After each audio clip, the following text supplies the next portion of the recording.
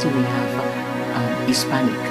And at one time, I remember we have a lot of Jamaican, West Indies, sugarcane. But now that changed. We are mostly Hispanic. So can you give me the history of that change into the farm worker community in Orlando, not the Orlando, but in Central Florida per se? Well, actually, we want to go back even a little bit further than that, because the reality is, and it's kind of a sad reality, the reality is that agriculture in this country is really kind of based on an oppression of minority populations. So in the beginning, when the settlers first came to the United States, they tried to have the American Indians as workers in the fields and plantations, but the American Indians did not work because they had their own lands, and they were not successful at employing them in agriculture. Actually, what we have as farm workers today is a history of exploitation that's based on the slave trade in the early years of this country. My goodness. And so the first agricultural workers, the first farm workers, were slaves. And after slavery was over, still the majority of the people that actually did the work, the farm owners, tended to be white people, and there were African Americans and Indians, American Indians, that had farms, but the history today really is a history of slavery. And and there's been exploitation and oppression of agricultural workers ever since. That's why there were no protections for workers for many years before laws were passed in actually the early 90s, when laws started being passed.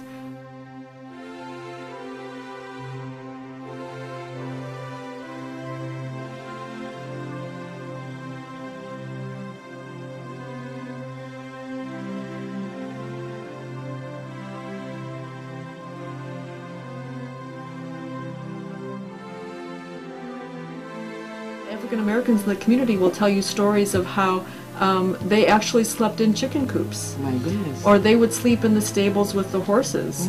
So they lived in very deplorable conditions, and they were always the invisible ones. Yes. It was about in the mid-'80s, like you said, that an influx of Caribbean peoples and Hispanics from Central America and Mexico started coming to this country, and that's when the Bracero program started. And actually started in the 60s, but that was an effort to bring cheap labor from other countries over, because people in this country didn't want to continue working in agriculture. And also the pay they were receiving too. There were no pay, low wages, and the conditions. The conditions were horrible, and so basically our cheap food supply is based on exploitation of the labor force. It's very sad to say, but the Hispanics started coming in the 80s, and there was the amnesty in 1986 that gave citizenship or legalization to agricultural workers, and other workers too.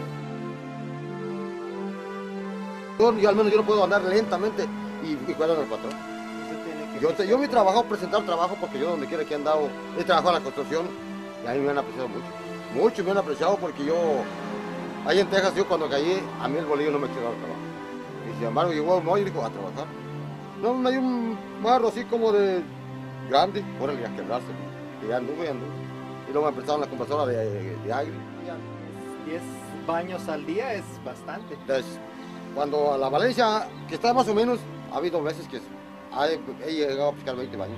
20 baños es Y pues ya estoy una gente de edad, ya tengo 54 años, pero todavía, pues me ha gustado el trabajo. ¿Cuánto tiempo tiene por acá?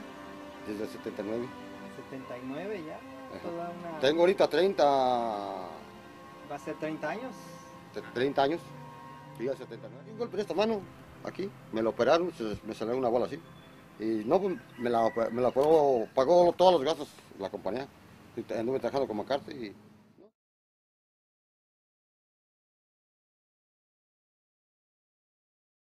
La fresa no.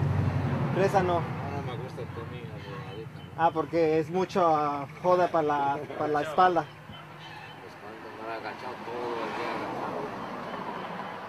Eso no me gustó. Fresa no. Sí, la pescó para comer, pues, pero para trabajar, sí. Ha ido yo a las fresas ahí aquí a Plenciro, pero nada más a guachar. Sí, como que manda menos dinero para la casa ahora también. No sé, nosotros sacamos cheques de 100, 150, 200, cuando se viene la luz, el agua, o viene el teléfono, o viene cualquier la renta, hay que pagar, ¿verdad? Y estos días pues no podemos mandar nada, ¿no? A ver, nos va bien, ahí cuando andamos, ahí cuando vamos a ir, ahí saco una feriecita, ¿no? Sí, en Punta Gorda además les pagan extra, ¿no? Por el viaje, creo. El año pasado nos daban 10 pesos diarios, el año pasado. Ahora no sabemos, ¿no? El año pasado nos daban una vez. Pero no sé, que hoy este año no deben, ¿no? ¿Y toda su familia está en México?